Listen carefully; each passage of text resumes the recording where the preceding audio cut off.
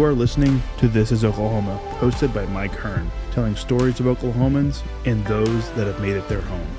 What's up, guys? Welcome back to another episode of This is Oklahoma podcast. Mike Hearn here, your host, back with another episode. Excited to share this episode with you today, but before we do, I've got to thank our sponsors. First of all, the Oklahoma Hall of Fame. They've been a huge part of this podcast for the last few years. So the Oklahoma Hall of Fame have been sharing Oklahoma's story through its people since 1927. For more information on the Oklahoma Hall of Fame, go to www.oklahomahof.com. And for daily updates, go to oklahomahof on Instagram and give them a follow. Our other sponsor today is Chickasaw Nation. Now, the Chickasaw Nation have sponsored pretty much everything in Oklahoma. They're a huge supporter of Oklahoma, and it's an honor to have their name and their brand supporting this podcast. So a huge shout out to Governor Anatobi for supporting this podcast. It really means a lot.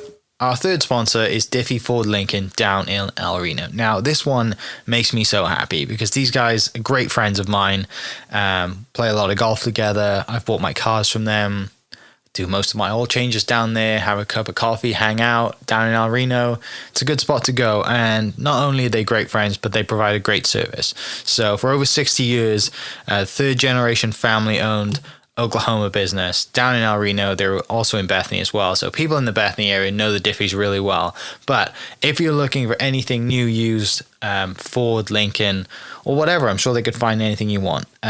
Check them out, diffieford.net, and then on Instagram at diffiefordlincoln. This episode is brought to you by the Doghouse OKC. Recently, I have been in need of some doggy daycare for my two pups, and the Doghouse have come in clutch. The team over there are incredible. They've taken care of my two golden doodles, and so it's been an honor to partner with them on the podcast and share the love. And the one thing that I do with the sponsors that I have is stuff that I use and recommend, like the Diffies with my car, Hall of Fame. They're awesome. Citizens Banks, where I bank. Chickasaw Nation, huge supporter of Oklahoma. And adding to that is the Doghouse. And so if you're in need of doggy daycare in the day or boarding overnight, they do grooming and other cool things too. But I've had a fantastic experience, and it's an honor and a privilege to share this with you too. So go to thedogHouseOKC.com and follow them on Instagram at thedogHouseOKC. And hopefully our pups will run into each other. What's up, guys? Welcome back to another episode of This is Oklahoma. Mike Hearn here, host, back with another episode. We are on the patio at Jones Assembly. You'll probably hear some background noise. It's a little wet right now. We've had a little bit of rain, which is a good thing. But we're on the patio because the guys are doing sound check. Got Mr. Blaine Bailey on the podcast. Excited to dive into your story. Excited to hear you play. First time playing Jones Assembly, so we'll dive into that in a little bit. Yep. But before we do, let's talk about, way back, like first memory of picking up a guitar or having music, or where does music enter your life? Okay, so whenever I was, a kid, probably 4 or 5, 6, around that age, my dad and his family always played music, and they would form like a full band, and one of them would play bass and guitar, and then drummer, and then they just sing a bunch of cover songs, and so I kind of got drawn into that because we'd go almost every weekend to, hang with family and play music. Yeah. And so probably about 5, something like that. There's a picture of me my mom took, and it's like super bad quality, but it's from one of them, probably like a, I don't know, BlackBerry phone or something like that. But R.I.P. to BlackBerry phones. For real. But there's a picture of me about that age. And I would get I used to call it a fake guitar, because it was just like a mini one you can get from Walmart. And there's a video of me, and I'd always just jam with them, playing rhythm. And I think that's where I got my rhythm from, is, playing, just strumming, and got that main thing down. Is your mom musical too? She loves music. She's a music lover. Yeah. So, and that comes with like all my different influences. My dad, he listened to a lot of blues and classic rock and stuff like that. My mom, she did too, but more recently, like probably when I was getting close to 9 or 10, she started liking Red Dirt music. Okay. And we had the Turnpike Troubadours that are from Tahlequah, where I'm from, and that's what kind of got us into red dirt, and then from then, you know, once you get in, then it's a pretty big scope to. There's a lot of great musicians, and it's kind of like a culture now, you know, the red dirt scene. Yeah. So. Do you have brothers and sisters that play as well or not? My sister, she can play piano a little bit. She would be a lot better if she actually wanted to. But, I mean, she can, you know, she can learn a few songs on there, and then she tries to play guitar too, because my dad gave her his guitar. And they try, but so they just aren't, you know, in love with it. So So growing up, it's no surprise to be like, for you to be here today, looking back, to be like, oh, I see where I've got to my path, because music, I've grown up around it. It's natural. And then obviously you decided at some point to really give it a go.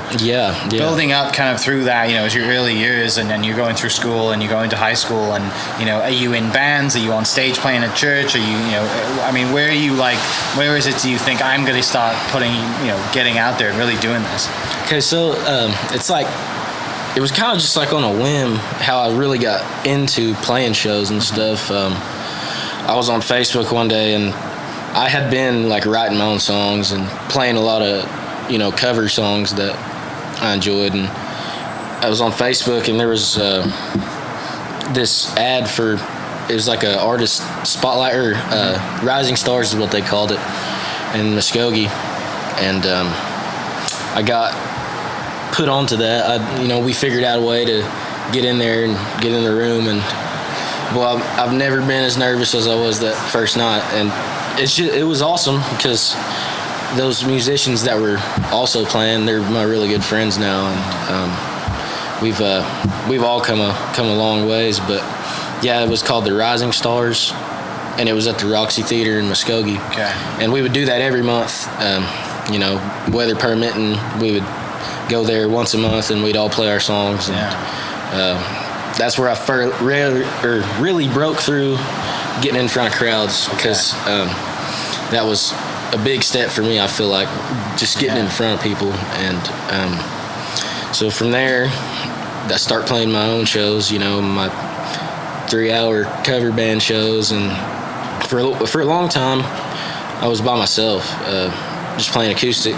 Like tonight, I played, for the majority of my music career, I've been playing acoustic, and I just recently, in like 2020, is whenever I started my band. And so here we are now. Here we are, Yes, sir. How old were you when you started doing that, you know, stuff in Muskogee? I would say I was in like 8th grade, so 12 or 13. So fairly early on then. Oh yeah.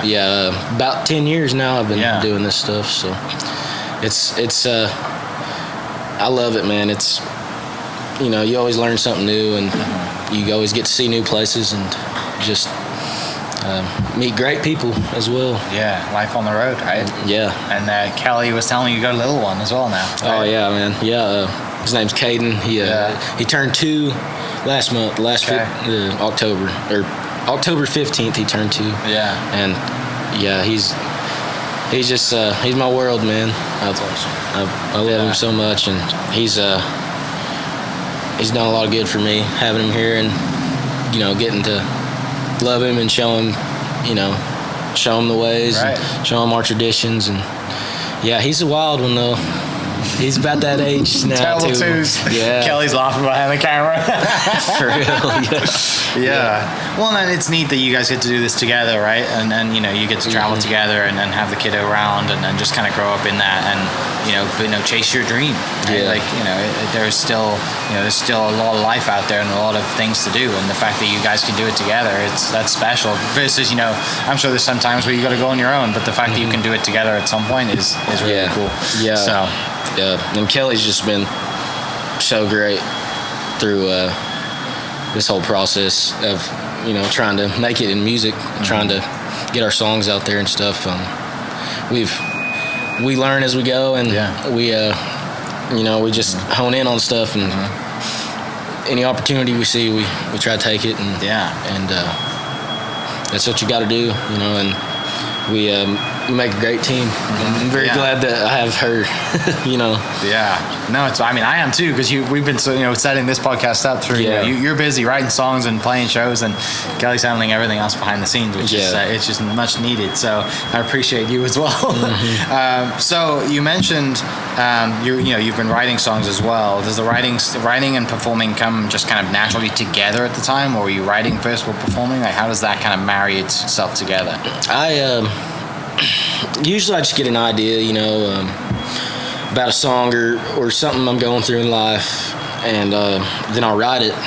And I didn't start playing my original songs in front of people for a long time because I didn't feel like they were up to par with, what I wanted to put out. And so I've probably wrote well over 100 songs already, and you kind of have to do that to get the good ones out of every once in a while. And I kind of stopped doing that. Now I put my full focus into whatever song I'm gonna write and make sure that it's up to my standards and what I would listen to, and if what other people can relate to. And so I write my songs, and then I've been playing some new ones on this run. And I just break them out whenever I get a chance. And it's good whenever I'm playing acoustic, because then I can just play whichever ones, because even if I haven't practiced with the band, I still wrote them on acoustic guitar and play them pretty close to how I originally wrote it. What's your process for writing songs? You mentioned you just get an idea, but what is are you sitting down in a quiet room? What's the process?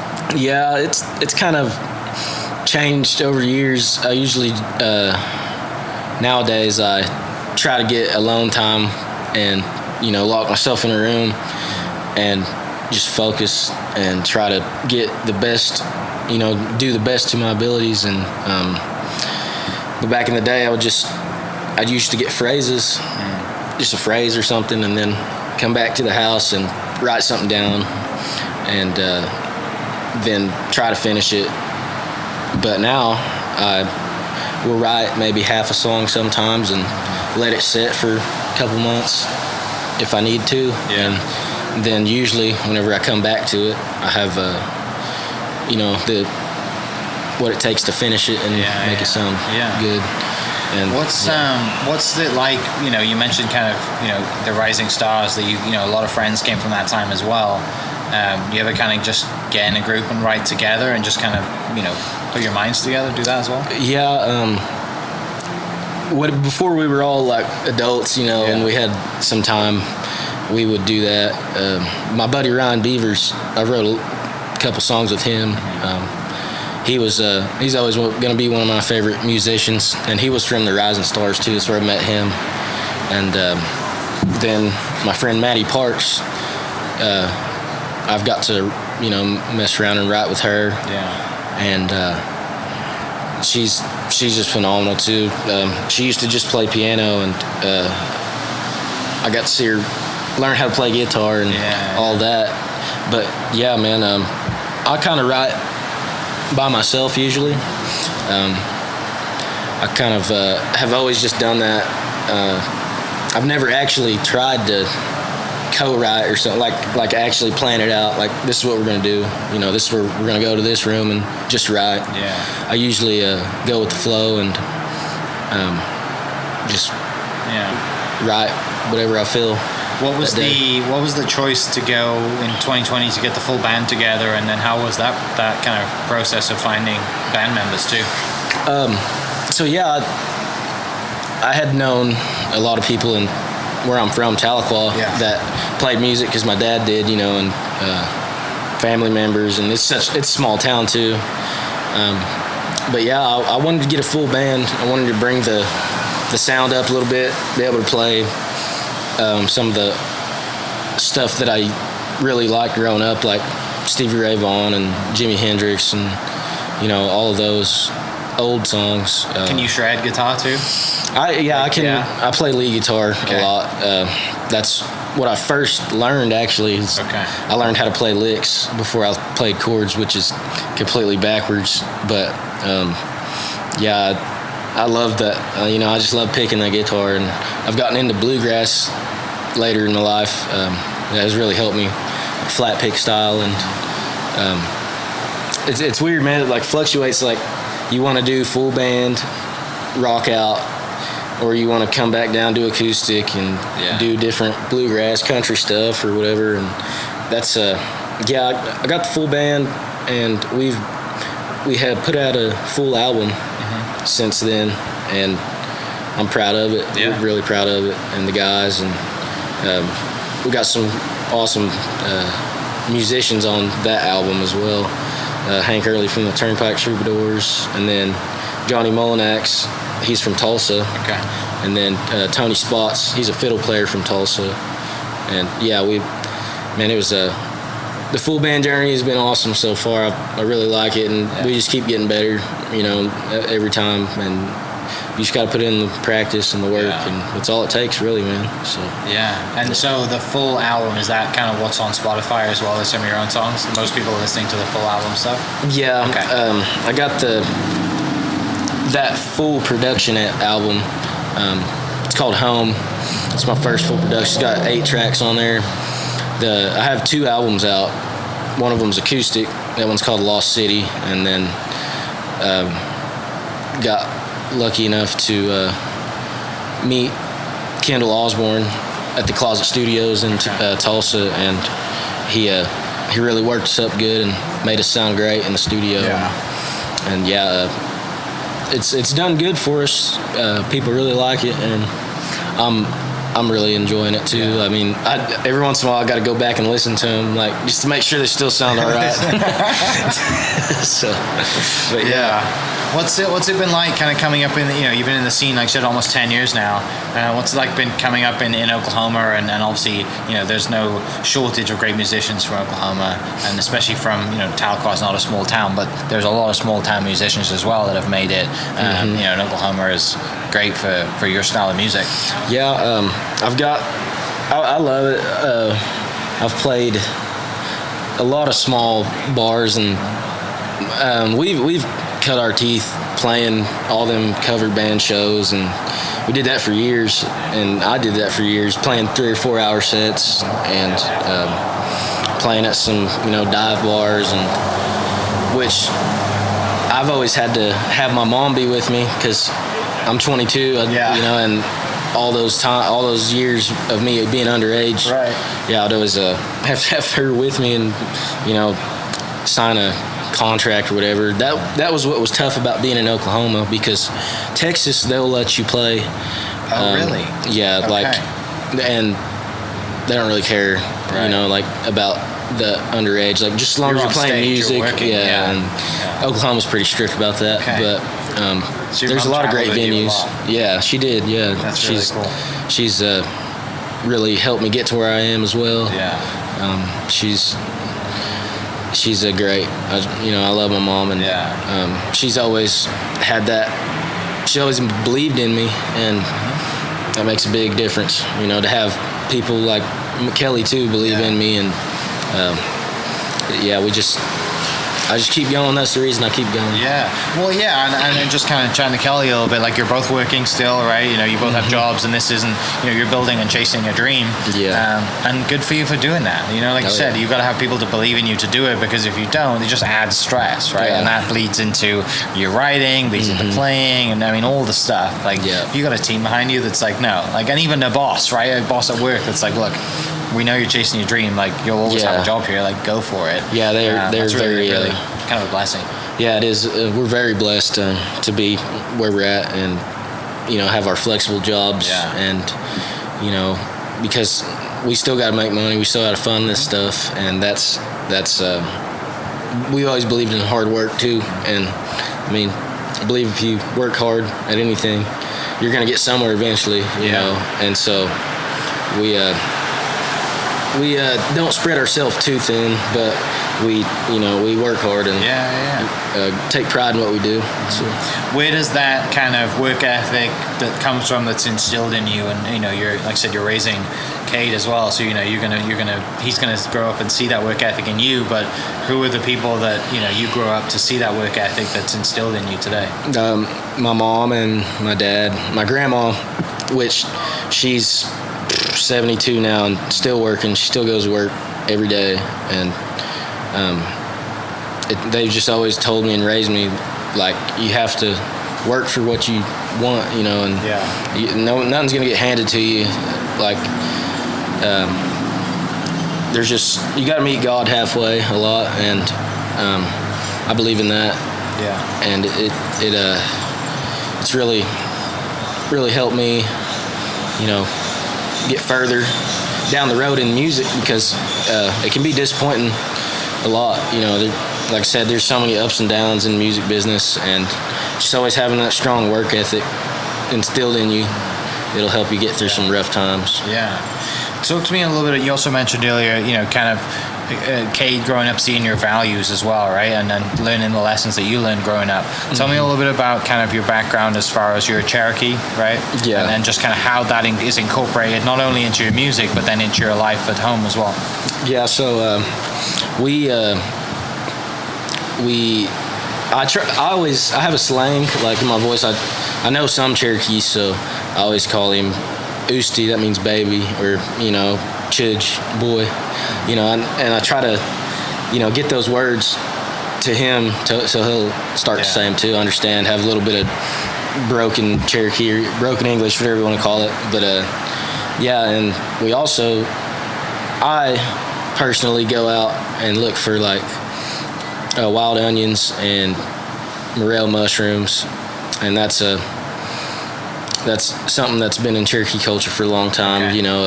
Going out and hunting and finding your mushrooms and your wild onions, and just getting it fresh from the earth. And it's cool. I also deer hunt and fish, and that's all tradition. It's all native tradition, and so hopefully he ends up enjoying that stuff, but I'm not ever going to force him to do anything. So I know about morel mushrooms. What's the significance to the wild onions for Cherokee? They're just a traditional food for us. We go out there and pick them and chop them up, and usually boil them with eggs or something like that. And man, if you haven't ever tried it, you'll have to try it. Yeah, it's really good. Some people don't like it, but I mean, just like, have you ever heard of polk salad? Like that's another traditional one. Yeah. And I'm personally not a fan. Not a fan? Yeah. Right. But yeah, man, those wild onions are really good. My grandma's been cooking them for me since I was a baby. So yeah, they're just in my taste palette now, like one of my favorites of all time. Yeah. And then as far as kind of like representing that culture going on the road, you've got your hat with the band, and obviously the T-shirt. I love the T-shirt. There's these little nods, right, to your heritage as well as you're on stage, and people might not know you, or they might not, they just come to listen to your music, or maybe they've come to see someone else and they see you. Mm-hmm. You're sharing that as well, which I love. I try to put that in music and let people know that we're still here. Mm-hmm. A lot of people that aren't from Oklahoma or Arizona, where there's reservations, they don't even think that we're still around, and I'm always going to spread who we are and our traditions, and wear the beads and wear the feather. That's because that's who I am, and that's who I want to be. So I enjoy getting to show people the authentic person, or authentic part of me that goes down from where I was born, and and it's still there. I try to, even in my songs, sometimes I'll try to put in some slang words like I was talking about. Well, I mean, even when you're just at shows, right, just seeing who's out there that's Cherokee Nation. Oh yeah, that's also so good too, because we've traveled the country now, and even if there's one native there, they might think they're the only one, and then I play on stage or something, and it's always good to meet the natives from all over the country, because we're everywhere, man. We're but we only make up like 1% of the population in America now. So. But we're still here, and it's always great to meet other people from other tribes and get to talk to them and get to make them proud, because they need that voice. A lot of people want that voice, and I've been able to get in front of people and spread.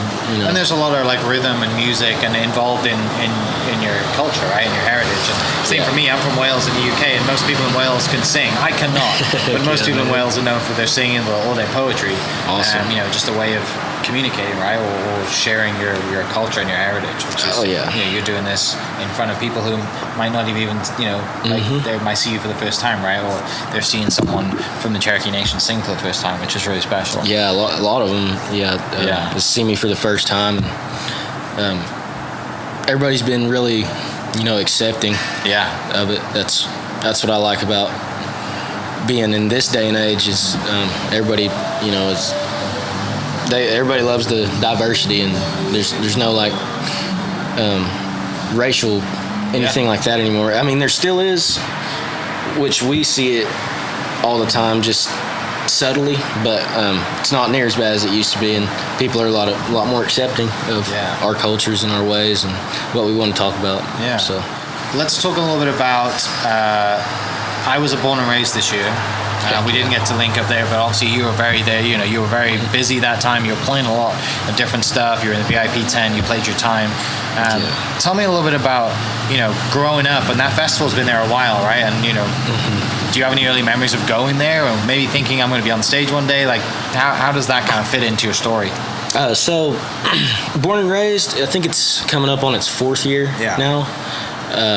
There used to be a festival in my hometown, Tahlequah, called Medicine Stone, and it was hosted by the Turnpike Troubadours and Jason Boland, and so it was all the same talent, the red dirt scene, and it was a great festival. That's the one that my mom took me to whenever I was really young, like, because she started liking that red dirt music, and I believe the first one was in like 2012 or something. So I would have been 10, and she started taking me and getting me up and watching these people, because she knew that I loved playing music, and so I went to that one for however many years, and that was always a dream to want to play there, and man, it was awesome. And so that got discontinued. They call it Diamond Stone now, and we played Diamond Stone 2 years in a row. We didn't play this year because we played Born and Raised finally, and so but man, I've got to go to Born and Raised I think every year, and it was really great to actually be able to get on stage this year and play our full band set and have people there for us too, because it's close to home as well. So it's almost a home gig, right, on a huge stage in front of a bunch of people. Well, do you remember where you were when you got that phone call to say that you were playing? I can't remember. I think, let me see. It was way early in the year, because they book out, almost as soon as they're done. They're booking. Yeah, they're booking for the next year, and so it was but it was awesome. Like, I was like, man, I'm so glad that we get to play the festival.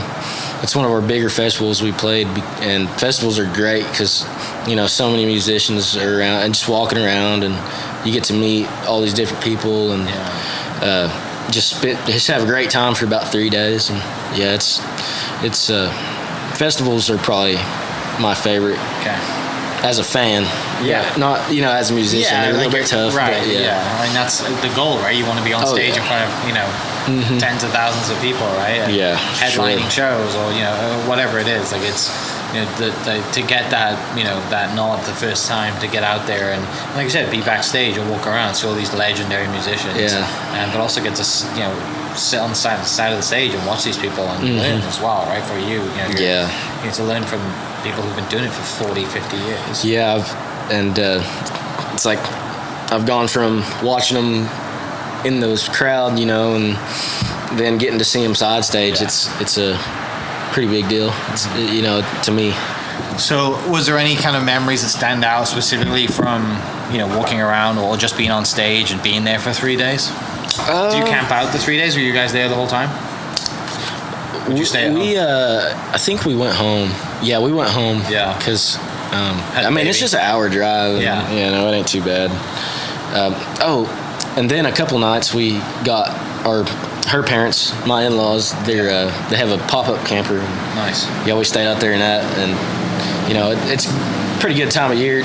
Kind of gets hot during the daytime, but cools down at night, and yeah, it wasn't a big deal to camp out. Which we've camped in tents and slept in our cars, and you know, done all that at festivals, and so yeah, we it's good to have people, you know, that will lend their camper to you, and you know that's awesome. Like I said, we have a lot of people that support us and believe in us. And, who were your favorites to go see out there when you were there, or anyone that you wanted to run into? That, I mean, there was a pretty heavy Oklahoma crowd there too, right? Meaning, like, from the artist perspective too. Yeah. I wanted to meet Hank Jr., but yeah, he's too famous to. He probably just comes out of his bus and then hits the stage, and then once he's done, he probably goes back in his bus. Yeah. But yeah, he's just a legend, man, and it was really awesome to see him play, because it might be, you know, you never know whenever you're gonna get to see him, because they're getting older. Were you in the crowd or you're on the stage? I was in the crowd. Okay. Yeah, I was getting the full experience, if you want to call it that. But yeah, we really liked Hank Jr.'s show, and then we got up front for Cole Wetzel too. He's awesome. I watched him for the first time at Medicine Stone back in like 2017 or 18, and been following him ever since. And like just like a lot of them bigger acts like Randy Rogers, and I feel like the highlight of Born and Raised was Pony Bradshaw for me. If you never heard of him, he's one of my favorites. And we got to see him from the mezzanine, the VIP mezzanine, backstage, and it was awesome. I didn't get to meet him though, which it sucks, but we'll meet him sometime. We'll meet him down the road. You know. Are you going to go back to Born and Raised? Would you like to go back? Yeah, I'd like to go back. It's always a good time, and in festivals, you know, you kind of work your way up. You might play the smallest stage this year, and then you might play a bigger stage next year. I mean, that's what kind of happened to me, because 2 years ago I played the VIPs only, and then this past year they had us come back and, you know, booked us for our actual set. And I'd like to go back. And there's also a bunch of them red dirt festivals like that, like Steamboat and Mile Zero Fest. And so we're gonna try to hit them all. Okay. You know. What's it like when you walk out on the stage like that? Like, was it physically the biggest stage you've played on as well? As far as like the actual size of the stage in front it was pretty close to. I played Windstar in Thackerville, and that stage was huge. I'm talking like 100 feet span, and you're looking at your band and they're like way over there. Yeah, dude. It was a pretty big stage though, because man, that one. It's like under a huge tent, and it's probably like 50 feet span, but it's cool. I have a wireless pack that I used to wear, and then I lost a few pieces to it, and I've been trying to, you know, get it set back up and trying to order all these different pieces that I need for it. But it's always cool, like when you're on them bigger stages, because you don't have to worry about your cord length, and you can just walk and it was cool. I got to wear my wireless pack in Thackerville, so I could, you know, walk and come up closer to the crowd, or go back to my drummer. And man, it's cool. Do you have one thing that you do every single time you play or before you play? Anything special? I sing a couple songs just to warm up my voice and my fingers, and then usually just say a prayer and thank God for being where I'm at, and then showtime usually. Just walk out there and get it done. I mean, you know, that's, you gotta kind of, you know, just go out there and do it, and you can't really get all up in your feels or too nervous about anything because that's going to affect your performance. But yeah, like you said, you was talking about the big stage. When I played with Turnpike at Thackerville, it was like overwhelming to walk out and see 6,000 people because I've never seen that many in one room and had to play to them. But we did a good job, and yeah, it was awesome. Yeah. That's the goal, right? You want to keep doing that. And we're definitely at Jones Assembly today, great venue, open for American Aquarium. Is anyone else on the roster, or is it just you two? It's just us two. Just you two? Yeah. Okay. How do you get hooked up with American Aquarium to open for these guys at Jones? So we're with WME booking agency, and I believe they are too. Okay. And so we got linked up between our agents, and which it's awesome because I've been watching American Aquarium for most of my life, or I seen them first at Medicine Stone as well, and then from then on, me and my mom we've just been a huge fan of them, and then to be out here getting to play alongside of them is really means something to me, man. Are you just playing for them tonight, or are you following them around a little bit? So tonight's the last show of the run. We played with them for the past 6 nights. We started in Boise, Idaho. Okay. Then we hit Bozeman, Montana, Salt Lake City, Utah, Wichita, Kansas, Fort Worth last night, and then tonight we're in OKC. Wichita, Kansas, down to Fort Worth and back up here. Yeah, we kind of skipped over. Right? Yeah. What are you playing Fort Worth? Ridgely Theater. Okay. It was a great venue, man. Didn't even know about it. I played in Dallas and Fort Worth a few times. Played at Kessler Theater and then Magnolia Motor Lounge, and but Ridgely it was just a great venue. Okay.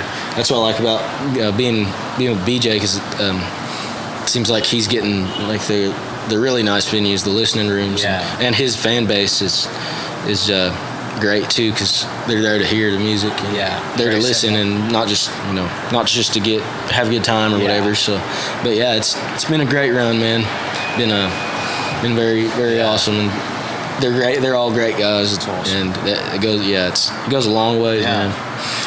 What do we have to look forward to towards the end of the year and into next year? What's on the roster at the moment, on the schedule, and maybe plans for goals in future, and see what's coming? We're kind of taking it easy.